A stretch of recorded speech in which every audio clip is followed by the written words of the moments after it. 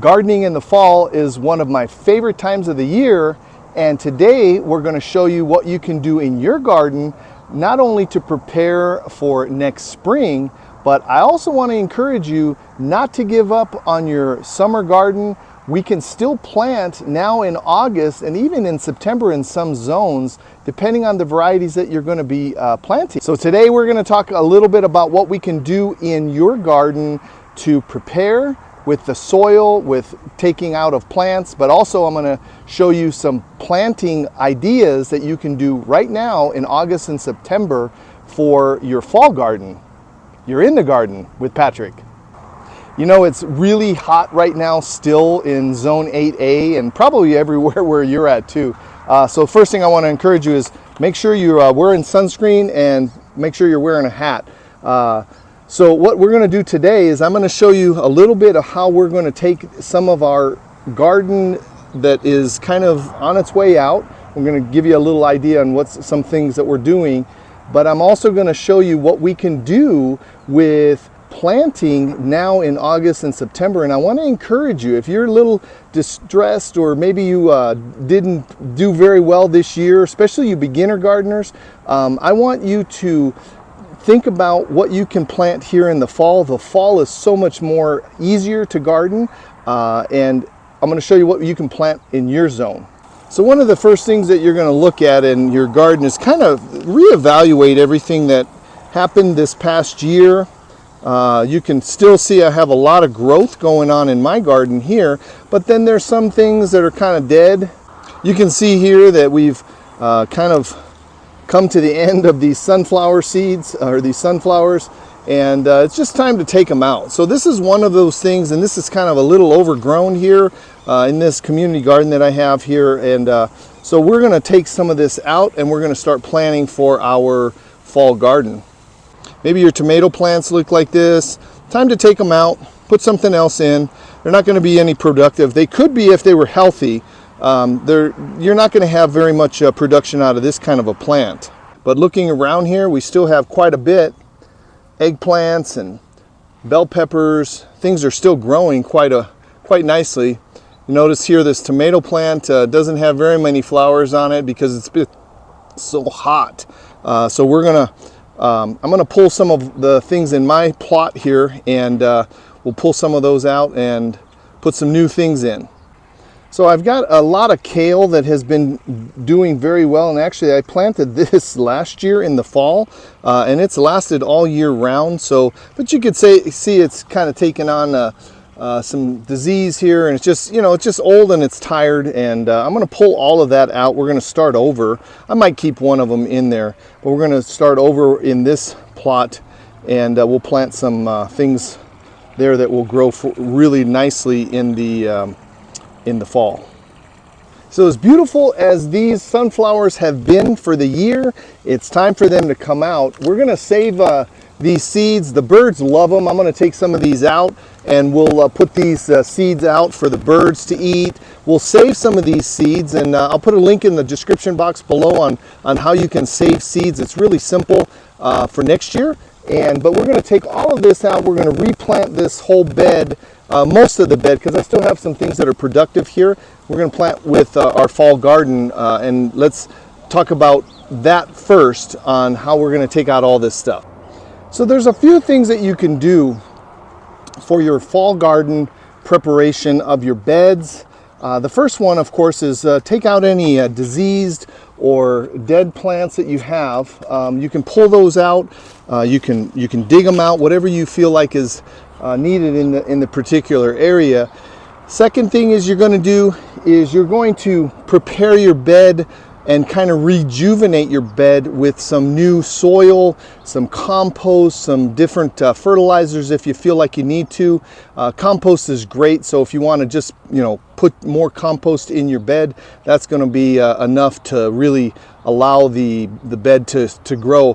I'll put some links down below. I did some leaf mulch. That's a great organic material that you want to put back into your soil. You can also, again, make your own homemade compost, which is what we're doing also today. So I'm going to pull out all of these sunflowers, and then we'll take a look at the bed.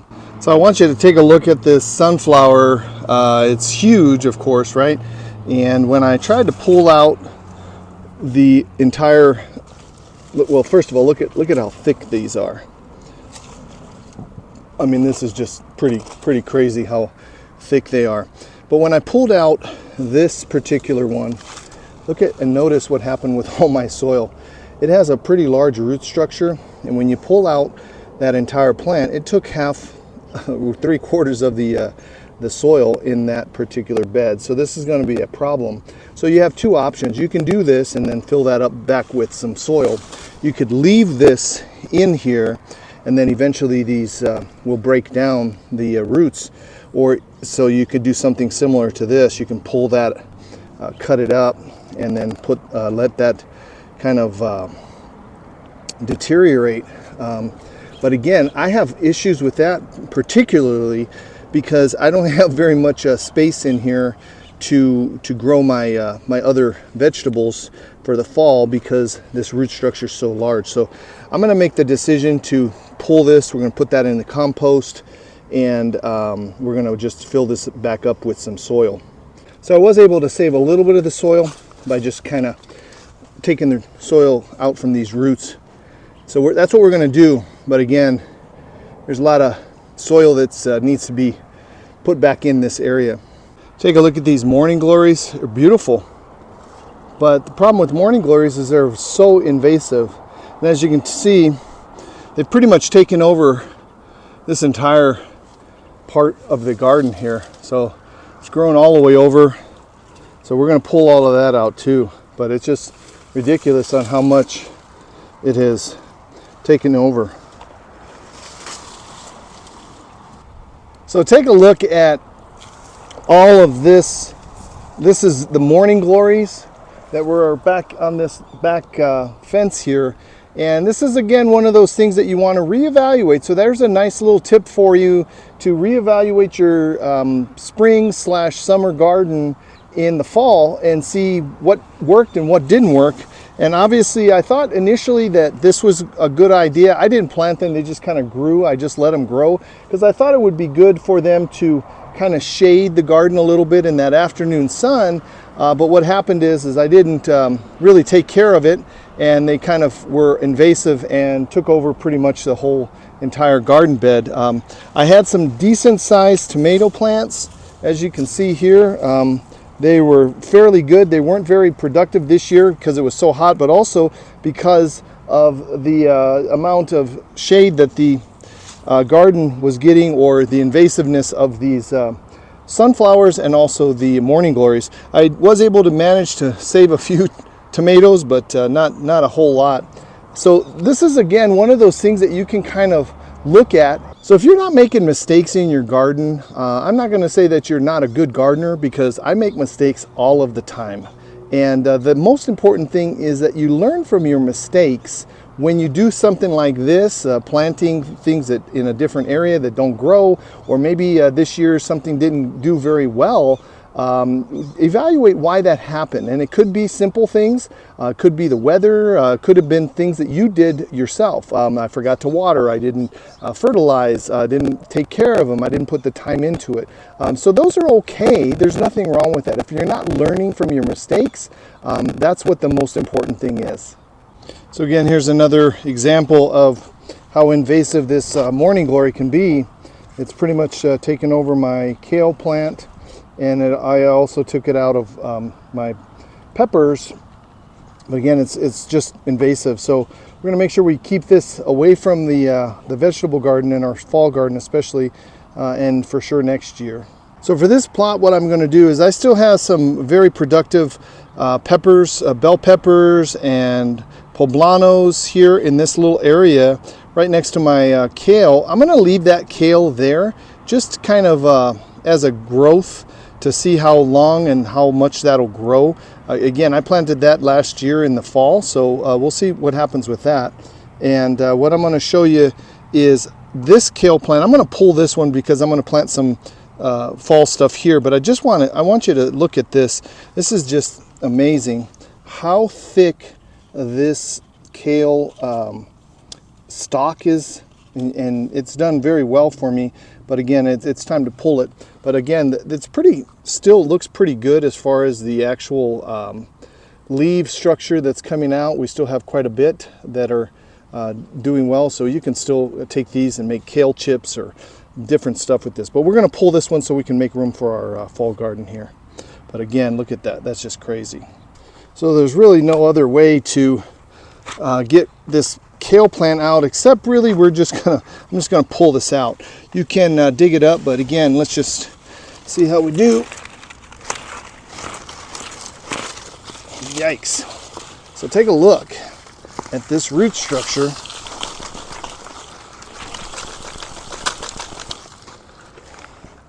That's pretty large. So another tip that you can use for your fall garden and spring garden for next year is to reevaluate your water situation. This is all I had at the time, soaker hose. I don't really like this, and I would not recommend using a soaker hose in your raised bed garden. So find something, and I'll put a link below on the watering system that we're going to put in here. But for now, just so you know, this is not what I would recommend at all. Now that we've made space for our fall garden, we've taken out all the weeds and kind of looked at the space that we're going to plant. I'm going to show you what we're going to do to kind of prepare the soil. If you're new to the channel, we did a video on preparation of the soil, actually this particular bed right here, on how you can prepare your soil for the fall garden, but also spring garden, and let your dirt just kind of have good organic material inside. But I'll put a link below. But if you haven't subscribed to the channel yet, please hit that subscribe button right now, and the like button if you're finding some value in this content.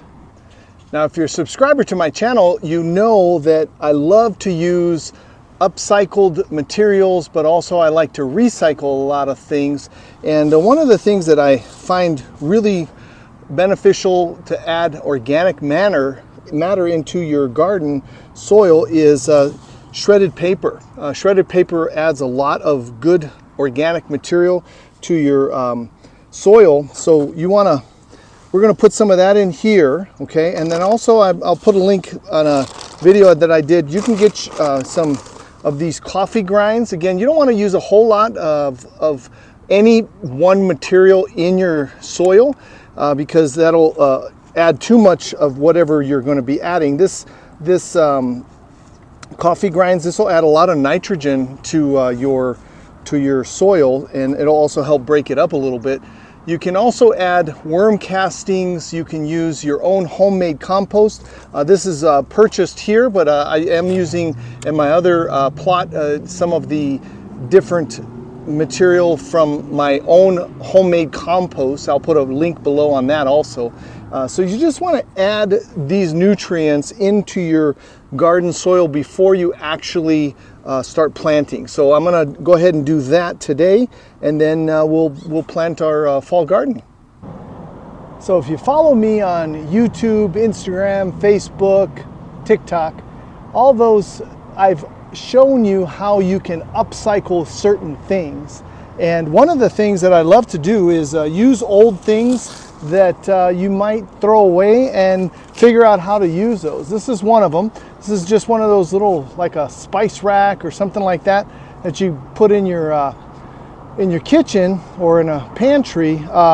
This has no longer use for that, but I'm going to use this to trellis my peas when I plant those. So we can do that. You can also have different things such as old mops or brushes, brooms, those kinds of things. You can use those as stakes. And also, like I have an old flag pole that, you know, again, has no longer use, and so I'm going to use this as a stake also. So these are some things that you can do to upcycle your existing things. Now, what I promised you before is, remember we talked about how these sunflowers are just huge, and of course their stalks are just amazingly thick. So what we're going to do today, I'm going to show you, I'm going to do this to all of these, and we're going to make some new stakes. So we're just going to take all of this off on the sides,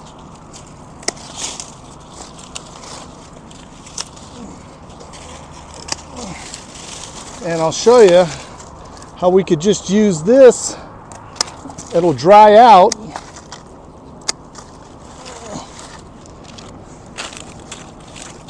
And we're going to use this as a stake in our fall garden. They're so thick. So that's how you can reuse some of your other things. We'll take this, we'll stick this under in the ground like this, and now it's going to be a nice little stake for us that we could use in the garden.